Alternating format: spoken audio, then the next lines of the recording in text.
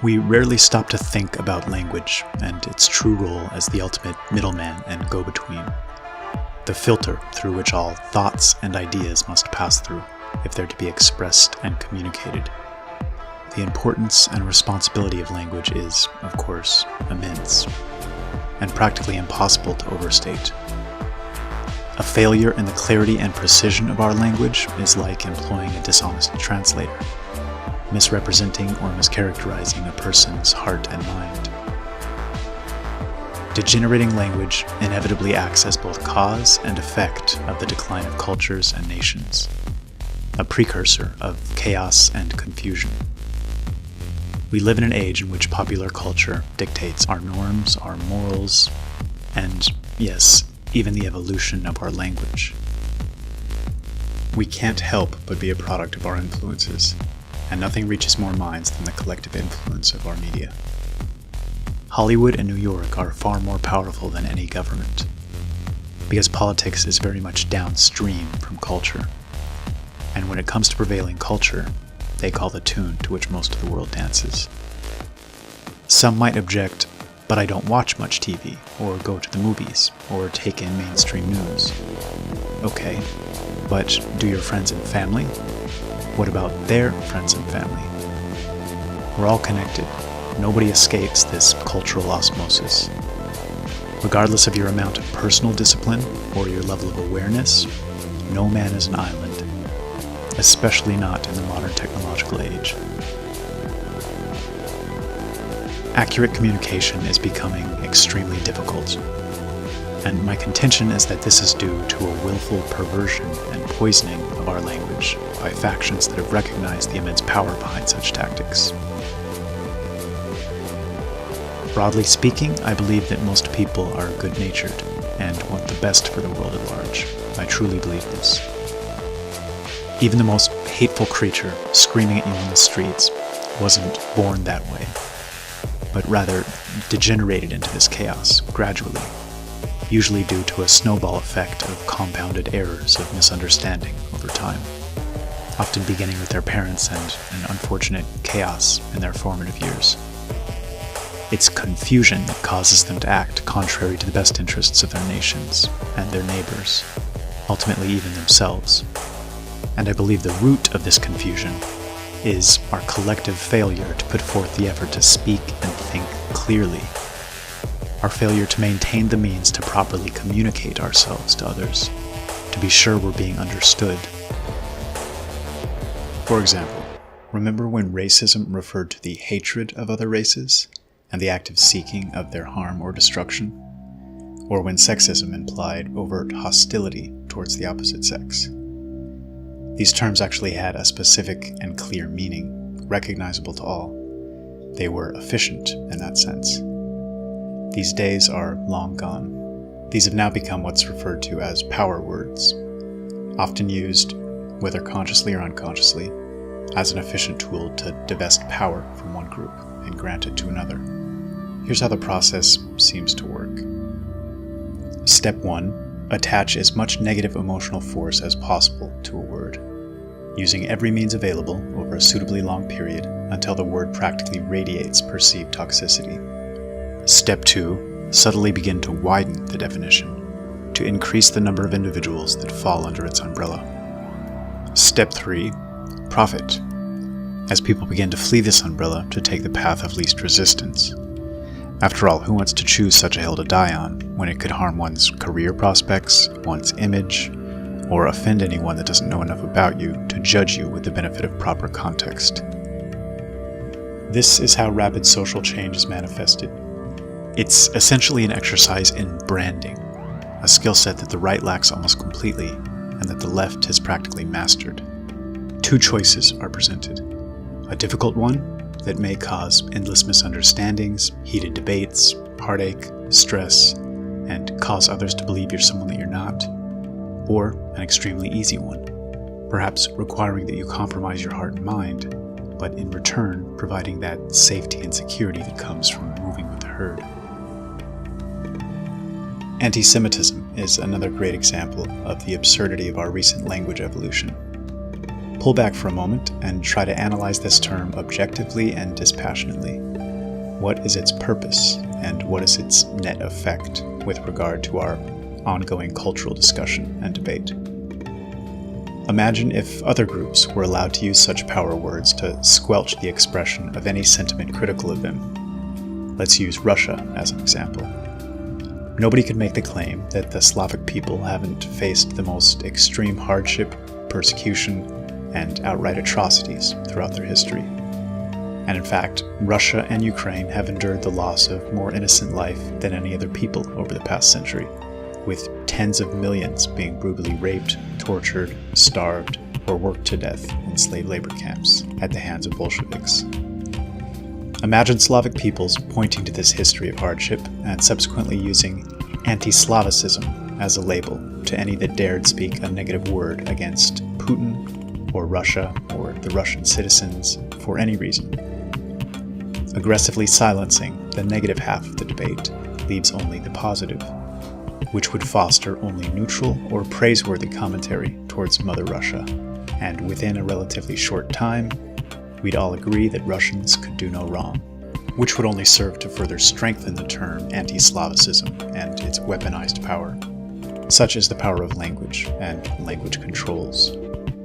Our next category of words are the misunderstood power words, those that most people have lost a true understanding of, yet continue to use in the manner in which they've been programmed. These include words like prejudice, discrimination, judgmental, stereotype, and several more which we won't cover here. Perhaps in their infancy, these words were used with good intent, with the goal of keeping an eye on the natural tendency towards hatred or groupthink. But again, let's pull back. What are the actual definitions of these words we've been taught are so vile? Prejudice, preconceived judgment or opinion. Discrimination, recognition and understanding of the difference between one thing and another. Judgmental, of or concerning the use of judgment. Stereotype, a simplified and standardized conception or image invested with special meaning and held in common by members of a group. Picture yourself walking home late at night in a dangerous neighborhood, faced with the decision of which side of the street to take. On one side, you see an elderly woman hobbling in your general direction. On the other, you see a 20-something male.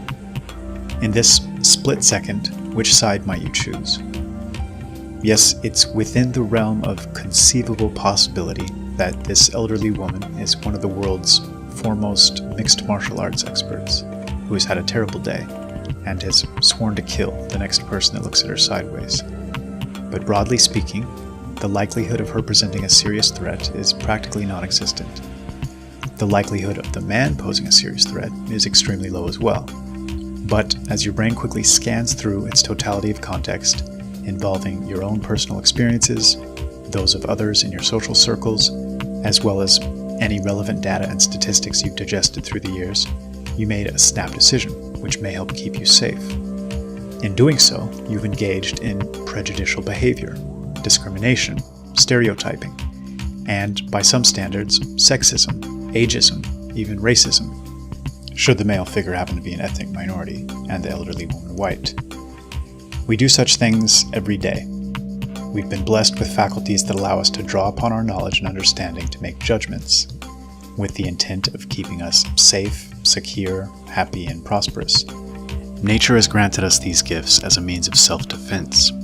Refusing to recognize group traits and tendencies makes us less informed, and leads to a reality that feels more chaotic and incomprehensible. Those that willfully reject these informational datasets become less knowledgeable and understanding of the world around them as a consequence. I think most people would agree that unjustly engaging in prejudicial or stereotypical modes of thought or behavior is wrong, but this is no longer the stance of many of those who use these terms so aggressively. The distinction is no longer drawn between unjust or hateful prejudice and stereotypes, and those that are logical, helpful, informative, illustrating just how absurd this language pollution has become, and just how muddy the waters are. And notice that all 4 of these words revolve around making use of your logical or reasoning faculties, engaging your judgment, using data or anecdotes from others or your past experiences to seek to make informed decisions or classifications. It's as if there's a concerted push to convince us not to trust our own intuitive judgment, and instead to look to formulate our opinions from on high. There's something deeply unsettling about this. The word equality has become another absurd linguistic monstrosity. Initially, the common usage of this term appealed almost universally. Nearly all of us are seeking a level playing field in which people can rise or fall based on their ability and the amount of effort put forth. However, this word has morphed over the years, stealthily, from meaning equality of opportunity to meaning equality of outcome. These 2 definitions, again unfortunately housed under a single word umbrella, couldn't be more different. One allows for a natural and healthy system that rewards and incentivizes the best and brightest, allowing for the greatest good to most efficiently come into being for society at large.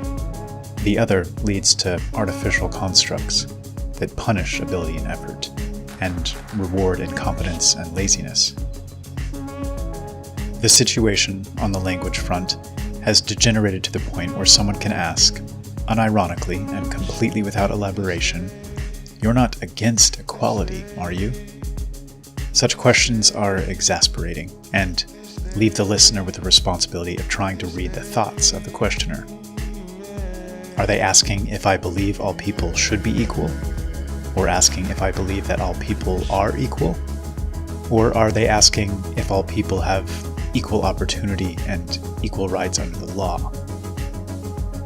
I think more often than not, those people who pose such questions don't know what they're asking, and are simply using superficial means to paint you as bad and themselves as good by comparison. Our discourse has become this infuriatingly simplistic. Tolerance may be the most obvious absurdity of them all. This concept has been elevated into a moral virtue by those gatekeepers of popular culture over the recent decades. In fact, perhaps the foremost moral virtue. Again, let's pull back. What does this word truly mean? Its most common definition is to endure, to put up with, implying the passive acceptance of something one views to be dangerous, harmful, degenerate, or bothersome, or somehow counterproductive. We're taught to tolerate increased crime, the destruction of traditional moral and ethical values, and all varieties of profoundly negative change, and that it's moral to do so. It's difficult to think of a more efficient means of destroying a nation than to goad its citizens into tossing their culture and traditions into the dustbin, to instead tolerate and embrace others, to sacrifice the safety and happiness of future generations in exchange for potentially avoiding offending someone. And of course, the ultimate irony of so much of this speech policing and control, especially when it comes to matters of race or sex or ability, is that it almost always has the opposite net effect to the one intended. One of the ways a person can know he's being dealt with in an open and honest and straightforward way, and know that the person across from him is being genuine, is when they feel free to engage in good-natured ribbing. For example, a surefire way to make someone in a wheelchair feel uncomfortable is to do everything in your power to avoid mentioning their predicament, or speak to them in the pitying or condescending tone so often adopted by those most obsessive in their political correctness. Walking on eggshells immediately signals a falseness or inauthenticity, and a condescending tone signals that the speaker believes the listener to be somehow inferior, regardless of the words they choose to use or avoid. It also prevents us from recognizing and embracing our unique strengths and weaknesses, both as individuals and groups, and acting accordingly. This type of intellectual dishonesty is paralyzing. And our next category is the created with the intent of weaponization words. Firstly, conspiracy theory. Many of you probably know the history of this term, and the fact that it was purposefully injected into American society in the late 60s by the CIA and their Operation Mockingbird, and subsequently nurtured and molded into the shame-inducing ad hominem it's become today. in part to prevent attacks on the Warren Commission findings regarding Kennedy's death. Having done a tremendous job of making sure the term was always uttered with a derisive sneer or a mocking chuckle by the heavily infiltrated press, this term has become one of the best examples of the perversion of language, eliciting visceral Pavlovian reactions in all who hear it. But again, let's pull back and analyze the word or the term itself.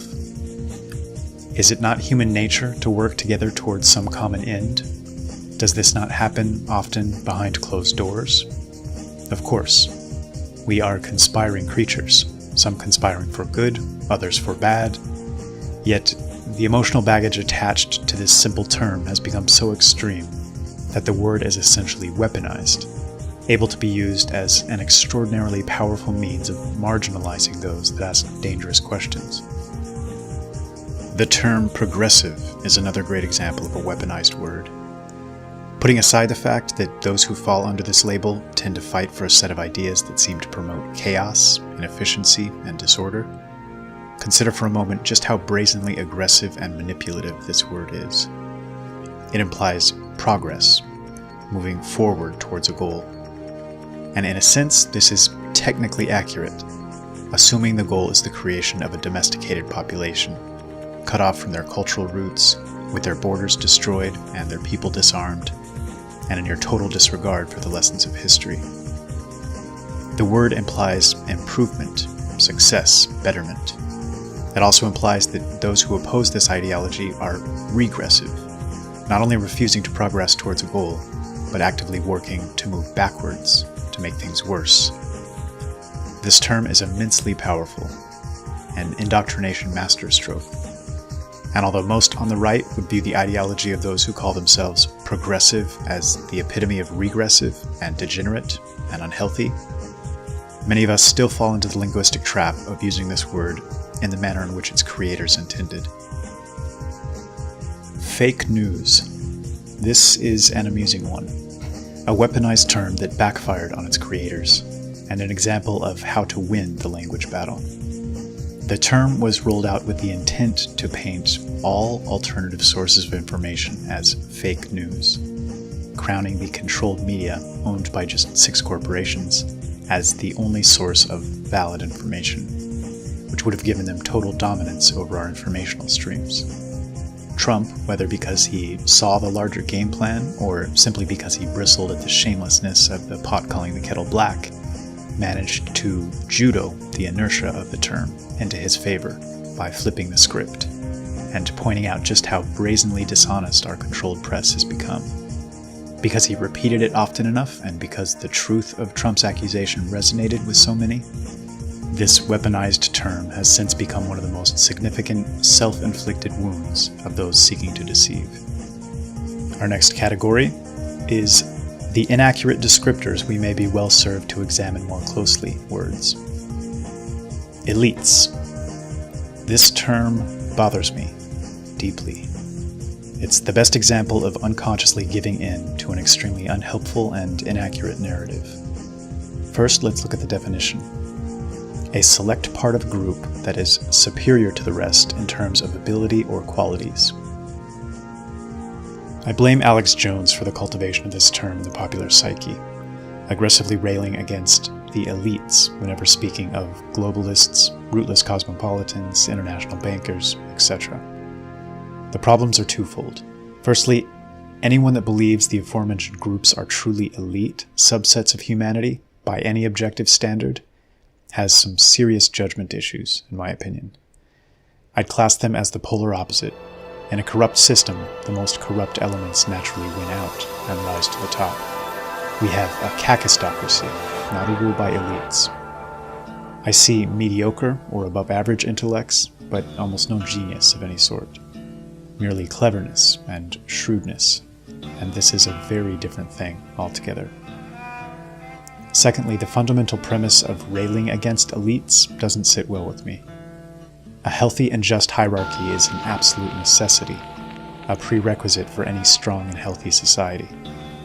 And the simple truism applies to all of nature, stretching from the chimp societies observed by Jane Goodall to our own societal constructs. The problems facing the West don't stem from being ruled by elites, but rather by our not being ruled by true elites. The best and brightest, the most noble and just, benevolent and wise.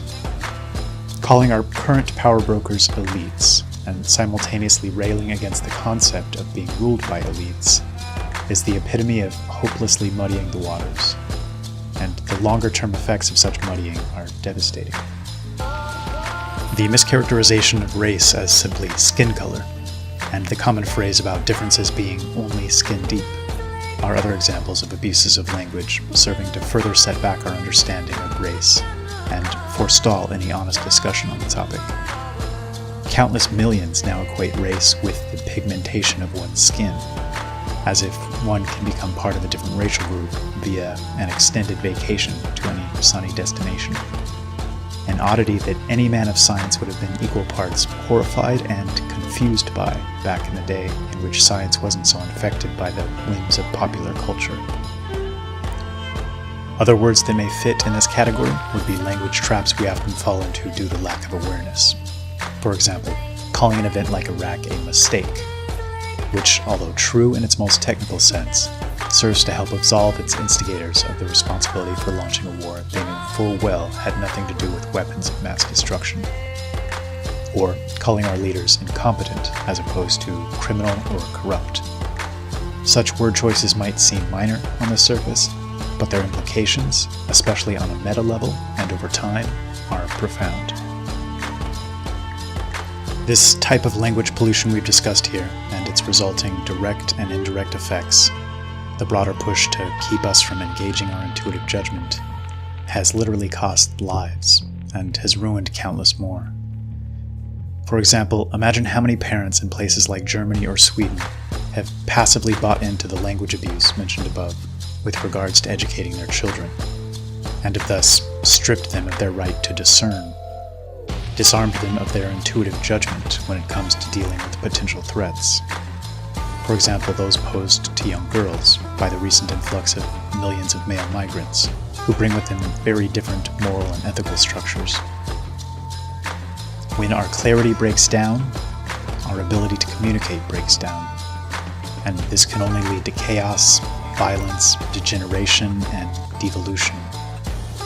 Our energy dissipates, we become angrier and more aggressive, seeking to set things right but unable to find a direct means to do so, with each side of the ideological fence finding itself unable to effectively communicate with the other.